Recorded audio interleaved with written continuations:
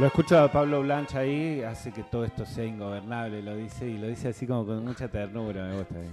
Cuando agrega tantas a las heces, le manda un saludo grande. Estamos en comunicación telefónica con Mónica Piñeiro. Estábamos hablando hace un ratito acerca de los 17 años, ayúdame vos Pablo también, de la creación de la comisión. Sí, la Comisión de Derechos Humanos por la Memoria, la Verdad y la Justicia del Valle de Tras la Sierra. 17 años, casi mayor de edad, Moni, ¿cómo estás? Buen día. Tenés razón, casi mayor de edad. No lo habíamos pensado. Bien, bien. Ayer a la noche estábamos con otro tema que teníamos que resolver y me decía Juanjo Zanotelli, que estuvo desde los comienzos, ¿no, Juanjo? Juanjo, sí. ¿Vos pensabas que íbamos a llegar a 17 años? Le digo, la verdad es que yo no pienso mucho cuando empiezo algo. Pero sí, son muchos años, ¿no? La última vez que viniste al estudio, una de las últimas veces que viniste al estudio hablábamos un poco de eso y que estabas como con esta cuestión de, fíjate el máster, está un poquito bajo. Mencionabas esto de la lucha, ¿no? Y de que estabas en un momento en donde, bueno, hay que barajar y dar de nuevo en un montón de aspectos. Pero también esto de permanecer está re bueno y ayudarnos a entender un poco el tema de la Mesa de Derechos Humanos y la Comisión de Derechos Humanos. ¿Cuáles son las variables? Sí, vos sabés que es un tema que confunde o que le cuesta a muchas personas, a mucha gente, compañeros de la comisión, les cuesta. Nosotros cuando allá por el 2008 empezamos a juntarnos en la plaza, me acuerdo que estaba mi amiga la Eli Bonel, que era militante de izquierda, que desde sus 15 años estuvo en silla de ruedas y era una luchadora impresionante. Bueno, desde aquella época que terminamos yendo al CISPREM, que nos prestó sus oficinas, que estaban en Perón, casi Avenida San Martín, y nos reunimos 5 o 6 personas y empezamos a gestar esto que hoy es la Comisión de Derechos Humanos por la Memoria, la Verdad y la Justicia de Tras la Sierra. Desde aquella época... en aquella época que nosotros empezamos con esta movida acá en Tras la Sierra, ya existía la Mesa de Trabajo por los Derechos Humanos de Córdoba, de toda la provincia de Córdoba, que es un conjunto de organizaciones sociales de todo tipo que conforman una mesa de trabajo. Y se trabaja en el respeto por los derechos humanos. Recién en el 2011 nosotros fuimos a la primera reunión, que ahora es este fin de semana que viene, y que no va a ir nadie de acá. No hemos logrado que nadie se pueda organizar para ir. Al primer encuentro que se hace todos los años en La Perla de la mesa de trabajo. Y ahí conocimos un montón de organizaciones, y después el vínculo con la mesa de trabajo, porque hay reuniones mensuales, hay un montón de actividades que se hacen en Córdoba, era nuestro compañero Justo Valdarenas, claro, que murió el año pasado. Sí. Entonces Justo, que vivía en Córdoba, pero era de acá y era de la comisión, era quien nos representaba en las reuniones. Después, cuando Justo se cansó, empecé a ir yo a Córdoba. Después vino la pandemia y las reuniones no fueron más presenciales y ya quedó la costumbre de reuniones virtuales. La mesa de trabajo hace una reunión virtual por mes y en aquel momento, me acuerdo en el 2011 o en el 2012 apareció como un almanaque de la mesa de trabajo, como un librito donde una de las organizaciones éramos nosotros. Y había como 400 organizaciones. Ahora no sé cuántas hay en la mesa, pero la mesa se trabaja con comisiones. Yo Claro. Comparto con Mari Luque la Comisión de Violencia Institucional. Hay otros compañeros que están en la Comisión de Memoria, otros en la de Cultura, otros en la de Salud, otros en la de Niñez. Hay comisiones donde se trabajan determinados temas. Fueron años como muy intensos, ¿no? De construcción, de poner así como ladrillos de cosas que se esperan duren para siempre. Aquellos años que vos mencionabas, ¿no? 17 años para atrás uno piensa en 2008 2007, 2009.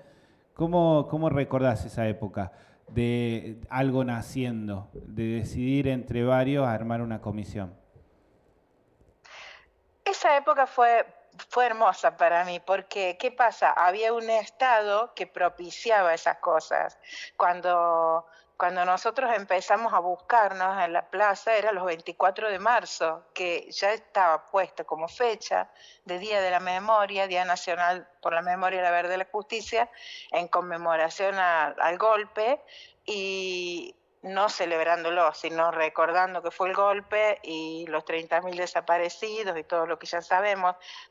Lo que yo hoy quiero resaltar es la entrega económica, porque ahí se sextuplicó la deuda externa en la dictadura militar, y ese fue el motivo por el que hubo un golpe y por el que se mató un montón de gente y se encarceló a otras, porque se denunciaba eso, porque siempre atrás de eso el tema es económico, lamentablemente siempre, los grandes grupos de poder que propiciaron que hubiera un golpe y que arrasaron con un montón de vidas humanas que denunciaban que eso estaba pasando. Y hoy en día gobiernan los cómplices civiles de esa dictadura, entonces no hacen falta los militares, más que para reprimir en las marchas los miércoles a los jubilados o a los que protestamos por algo. Bueno, me voy por las ramas. De ese proceso, pero sí, hay muchas ganas no era tan difícil por eso, porque el Estado estaba como apoyando estas cosas. Nos reconocieron, empezamos con los juicios, se fue atrás con la obediencia, con todo lo que había puesto Menem en los 90, la obediencia civil, el punto final. Hay un presidente que en un campo de concentración en La Perla dijo: vengo a pedir perdón de parte del Estado. Entonces uno empieza a ver que todo eso te alienta, y no fue difícil en ese sentido, sí, porque no había una cosa complicada. Ahora sería más complicado buscar cosas que tengan que ver con reconocimientos. Ahora hay toda una política opuesta, donde te quitan derechos. A veces me da como una cuestión de doble lectura. A veces miro el vaso medio lleno y a veces miro el vaso medio vacío cuando veo como un poco los procesos. Cuando miro el vaso medio lleno, hay un montón de gente nueva, ¿no? Acá en la comisión participando, convencida. Se va sumando, vos ves en cada marcha, se va sumando más y más personas a esto, a poner el cuerpo, ¿no? A ponerle ganas. Y el vaso medio vacío, cuando agarro esos días medio deprimido, domingo a la tarde, que decís, bueno, ahí es al pedo todo esto. ¿Vos podés tener algún balance hecho? Vos que sí le pones el cuerpo todos los días, vos que sí estás convencida, vos que sí estás en el lugar donde pasan las cosas, ¿algún balance hecho ahora que se cumplió un aniversario nuevo de la comisión? Sí, justamente ayer le decía a Juanjo, y la otra vez lo comenté en una reunión, porque nosotros hemos logrado, porque la pandemia nos dejó el mal hábito de comunicarnos por WhatsApp, y hemos logrado volver a una reunión mensual presencial. Entonces, en una de las reuniones presenciales, no sé qué estábamos hablando, y yo dije, hubo momentos en los que sentía que yo me estaba inventando que existía una comisión, porque por ahí éramos 2 o 3, ¿viste? Y yo miraba alrededor y decía, yo soy con mi delirio, o con esta costumbre de sostener cosas que no existen, de sostener. Y en ese sostengo algo que no existe. Evidentemente esto no existe, pero soy muy perseverante, y seguía. Y hoy es impresionante la cantidad de gente que participa en la comisión. A mí a todos nos gustaría que participen más jóvenes, pero bueno, ya vamos a llegar a eso. Bueno, y en esta época tan cruel, cuando las banderas son mucho más vinculadas a la amorosidad, a la empatía, a cuidar al otro, cuidarnos entre nosotros, ¿cómo lo vas llevando? Yo creo que quizás eso tenga que ver también con que se haya sumado más gente, ¿no? Con que uno busca lugares donde lo apapachen, lugares que sean refugios, lugares que sean, bueno, cómo volvemos a tener lo que nos están quitando, los derechos. Quizás sea eso, mira, ahora hablando con vos lo pienso, cómo ha crecido. Nosotros en la comisión tenemos jóvenes que pertenecen a la Casa Diversa, que es un sector muy agredido en estas épocas, ¿no? Esta semana hemos estado hablando mucho con los jóvenes de bueno, no quiero, los jóvenes, las jóvenes, les jóvenes, no sé. A veces yo, que estoy grande, hablo mal esos términos que hay que acostumbrarse a decirlos bien.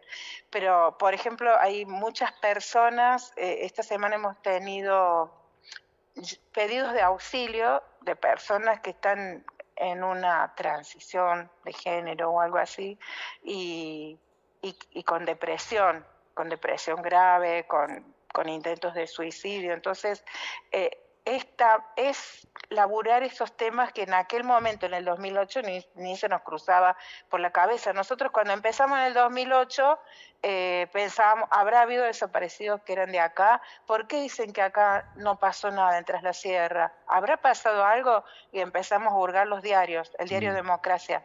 Pedíamos dos o tres diarios y los mirábamos, registrábamos cómo se había reflejado en los medios el golpe acá. Y fuimos descubriendo hasta que hoy son más de 17 los desaparecidos de Tras la Sierra. Sí. Después hemos sumado parientes de algunos, como mi primo, de algunos que vivimos acá, y es una forma de recordarlos y tenerlos cerca. Pero en aquella época era esa la temática. Después fuimos sumando otros temas, participamos en la pelea o en la lucha para pedir que exista el Hospital de Día en Salud Mental como una institución acá, o sea, luchas por salud mental, luchas contra la violencia, porque participamos en las marchas por Guille, un joven flogger que tenía 16 años cuando lo matan a la salida del boliche por flogger, por distinto, por diferente. Trabajamos con esos pibes durante 4 años, hicimos 70 marchas, o sea, empezamos a abarcar todos los temas que tienen que ver con derechos humanos. Y más o menos por esos años nos cambiamos el nombre, le agregamos derechos humanos, porque nos llamamos Comisión de la Memoria por la Verdad y la Justicia de Tras la Sierra. Y agregamos Comisión de Derechos Humanos por la Memoria, la Verdad y la Justicia de Tras la Sierra, porque decíamos, ellos murieron, fueron torturados, asesinados, violados, perseguidos, por defender ideales que tenían que ver con el respeto a los derechos humanos de todos. Y nosotros queremos seguir con esas banderas y queremos que se refleje en el nombre. Y ahí le agregamos el de derechos humanos y tuvimos que hacer bandera nueva, banner nuevo, pero bueno, y hemos sostenido un montón de luchas. Y hoy, ya te digo, quizás por esta arremetida tan de ultraderecha que tenemos en el gobierno, ha crecido la cantidad de integrantes, lo cual nos alegra infinitamente. Sí, parece además que de que haber pensado en una personería jurídica nos abre otras puertas. Hay muchísimos jóvenes que hacen pasantías en la comisión. Tenemos un convenio con la Siglo XXI. En este momento hay 6 o 7 pasantes. Están abriendo... Algunos son de administración de... Bueno, ustedes tienen la sede ahí en lo que era el ex ferrocarril. Ahí está la sede de la comisión, ¿verdad? Sí, así es. Ahí nos presta un local en comodato la Municipalidad de Villa Dolores. Tenemos un comodato por 10 años, que ya deben ir más de 5.